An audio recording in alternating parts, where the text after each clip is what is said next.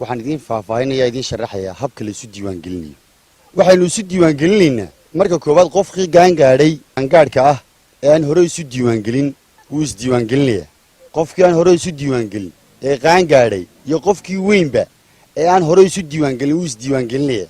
qofkii uu ka lumay xarunta diiwaangelinta uu imanaya wuxuu sheegayaa kaadhku inuu ka lumay. qofkii intuu hore isu diiwaan geliyey laakiin kaadhka aan soo doonan yaanu isdiiwaan gelin. qofkii aan kaadhka soo doonana berigii hore isdiiwaan geliyey yaanu isdiiwaan gelinin, codkiisuna wuu gubanayaa. muwaadin codbixiyaana maaha. kaadhkayga ha la siiyun baad leedahay, wakhtiga lagu siinayana qolada komishankaa kuu sheegaysa.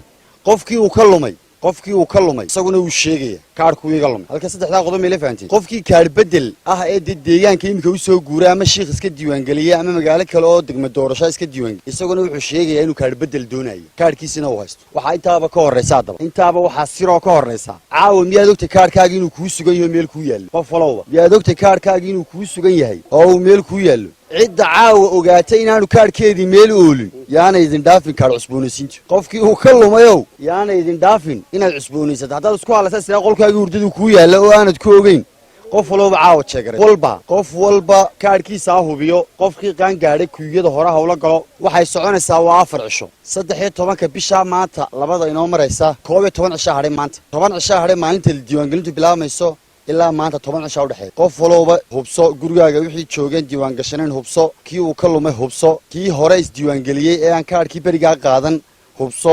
intaasoo hawloodba u diyaar garooba.